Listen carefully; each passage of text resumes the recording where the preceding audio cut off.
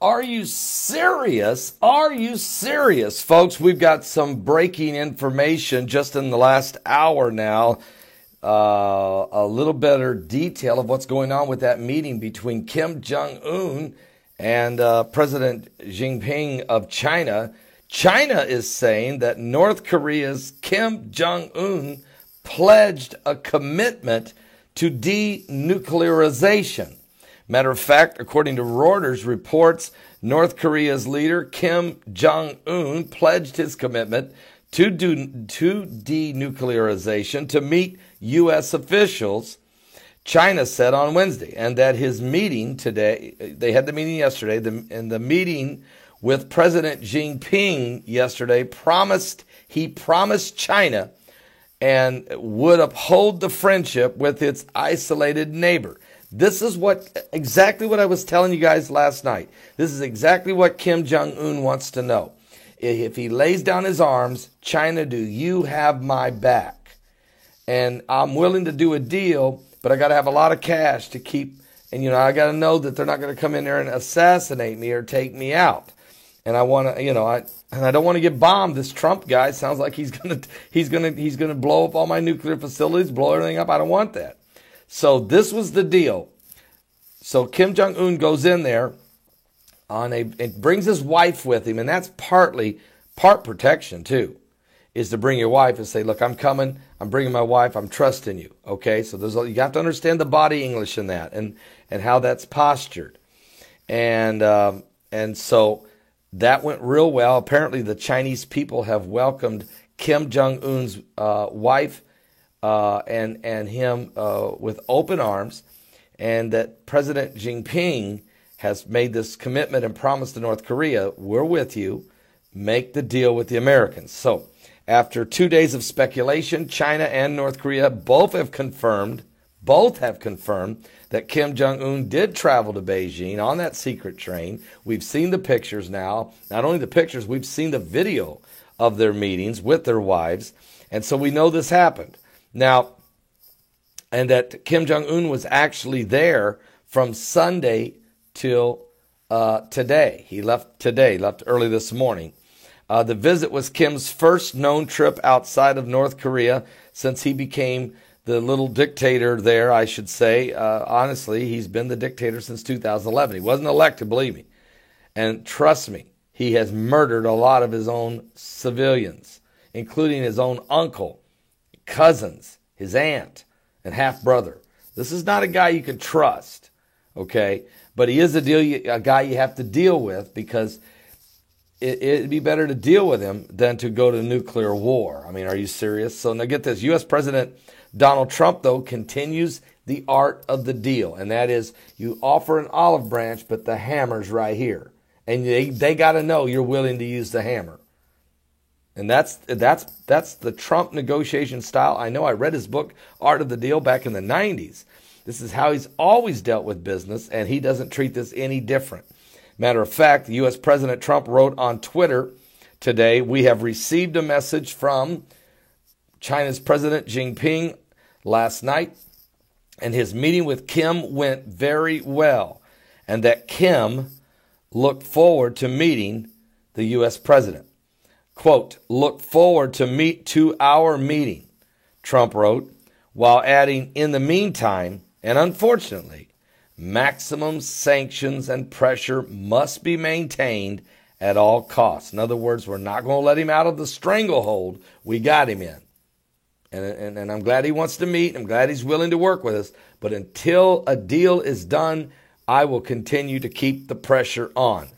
And now what we understand is White House spokesman Sarah Sanders Huckabee said that China, North Korea talks and Kim Jong-un's decision to travel outside of his country were a very positive sign.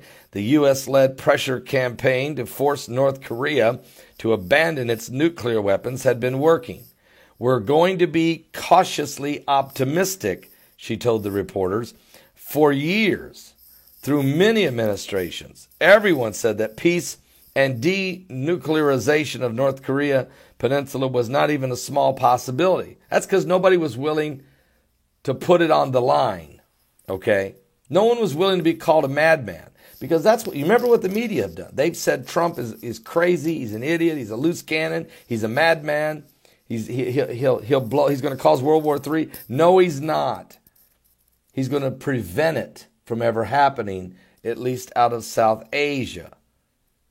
Okay, you got to understand. This shows you that's why you got to find out who's the real adult in the room, and if you've ever done any negotiating in your life, you would understand. And listen, when you're dealing with the devil, there's not a lot of room to negotiate. You have to demand. You have to demand that they come to the table, okay? That's just how it works. I'm just sorry, as a pastor, I've been dealing with demon spirits and opposition against the gospel for 33 years. I know there's no compromise with them. I do not negotiate with the devil. In the name of Jesus, I tell him exactly how it's going to work. That's how it works. You have to get there, folks, as a Christian. You have to get there. Let me just tell you where we're at here. For years, though, many administrations thought it wasn't possible, okay? And that everyone said peace and denuclearization of the Korean Peninsula was not even a small possibility. But Trump tweeted today, now there's a good chance that Kim Jong-un will do what is right for his people and for humanity. Earlier this month, Trump, who was exchanged threats with Kim Jong-un in the past year, surprised the world by agreeing to meet with him. Well, why would it surprise the world? The whole time he was exchanging tweets, he was building a military surrounding him. He was negotiating. He was building coalitions. He went to all the countries all around him. He was tightening the noose the whole time, and not backing down in his rhetoric. Okay, he was sending a message to Kim Jong-un. There's a new sheriff in town. If you don't believe me, you just keep testing me. I'll send in assassin teams. I'll take you out. You believe me, I'll blow you away. And Trump stood right there at the United Nations last September and said, look, we will destroy North Korea. And he meant it. And you have to get that way if you're ever going to get their attention. And it worked. Now, earlier, we know that North Korea's officials, media has made no mention, of course, of Kim Jong-un's pledge to denuclearize or anticipate a meeting with Trump, which is planned in May, because we know that in April, Kim Jong-un has now agreed to meet with South Korean President Moon. Okay, China's foreign ministry cited Kim Jong-un in a lengthy statement and saying the situation on the Korean Peninsula was starting to improve because North Korea has taken the initiative to ease the tensions and put forward proposals for talks. So look, we got to let this guy be a hero, okay? In the end, Trump's going to prop him up. China's going to prop him up. Everybody's going to prop him up, because at the end of the day, it's better for humanity that we don't have World War III starting in South Asia. No, we don't trust them, even after a deal is signed. But we will continue to monitor them, and we will put in place in this deal the ability to do that. What you better hope is the next president of the United States keeps the hammer down and don't get weak like the past 3, at least, administrations we've had failed to stand strong. So, and even before that, look, this should have never gotten to this point, folks. It really shouldn't have. So pray for peace. Pray for peace. Okay?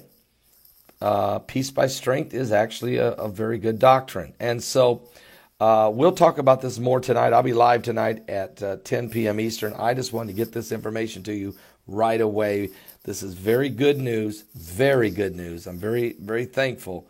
But keep the pressure on until the deal is done, and then keep the pressure on. Okay? God bless everyone. I'll see you guys tonight. Are you saved? All right? And when they say peace and safety, then sudden destruction, you need to stay awake. We're in these last days. Are you serious? Are you saved? Jesus is the answer. Really, folks, there will never be peace. Let me just say this. There will never be real world peace until the Prince of Peace, till he comes.